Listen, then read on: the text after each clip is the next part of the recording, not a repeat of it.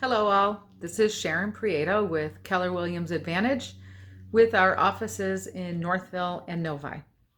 What I wanted to discuss with you today is the topic of forbearance and the three agreements that we are seeing most in the industry right now. I wanted to start first though by defining forbearance. It's a hot button issue and it's important that everybody clearly understands what forbearance is and is not. So forbearance is a vehicle that's provided by banks to help people who are finding it a challenge to actually make their mortgage payment for a myriad of reasons. Right now, the big one is unemployment and the fear of unemployment coming in the future. What is very important is that people understand that forbearance is not forgiveness. I'm going to say that one more time. Forbearance does not equal forgiveness. It's important that people have that very clear in their mind if this is something that they are considering.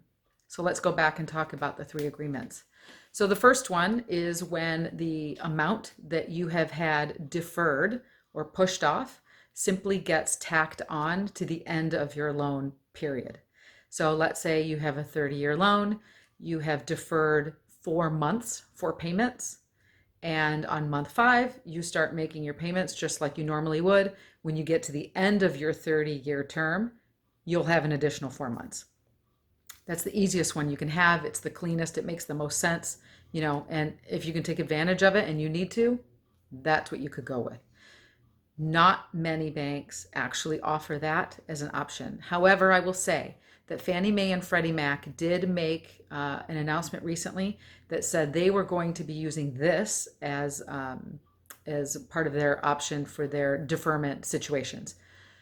Keep in mind, Fannie Mae, Freddie Mac are government-backed loans, so that would be an FHA loan or something like that. If you just have a regular conventional loan from a bank, from a private bank, whatever Fannie Mae and Freddie Mac say is not necessarily what your bank is bound to do.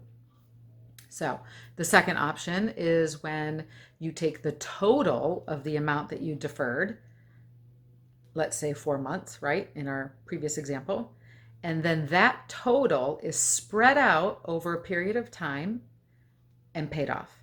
So let's say you defer for 4 months, month 5 comes along, and you're paying month 5 plus a chunk that has been determined to evenly pay off what you had deferred. Let's say they give you an additional year to pay that off.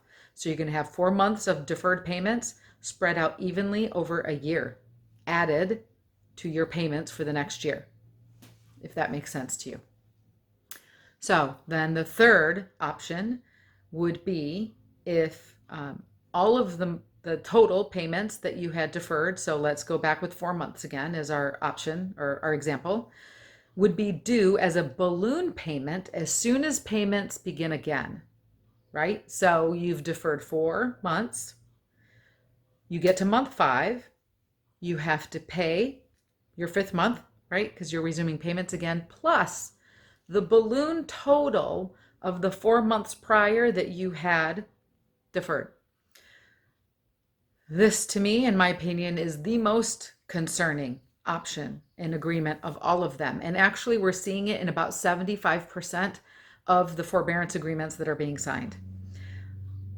We're in these twilight zone types of days and everything's pretty spooky. And I find it hard to imagine that a family who is having trouble making their payments suddenly, after 4, 5, 6 months, is going to have that kind of a sum of money set aside or available to them to be able to make that balloon payment. And that's where people are going to get into some very sticky situations. And it could involve hurting your credit potentially, and we don't want to see that happen. There's also even situations where there are some banks that are saying, you know what, we got you, we're going to take care of you, don't worry about it, you can defer your payments and we'll just figure the rest out later. If you hear that from a bank, you better run as fast as you can in the opposite direction and do not pass go. Because as soon as a bank has you by the tail, you're at their mercy. And you have to do whatever they say. So I would love to talk to anyone who might be considering these types of options to make sure that you have the information that you need so that you can make the best decisions for your family and for your financial well-being. There are measures that you can take that will set the table today to prevent even having to go into forbearance at all, or even um, helping if you do have to go in forbearance so that you don't find yourself in a situation where you're stuck in an agreement with you didn't understand all of the details that were in it.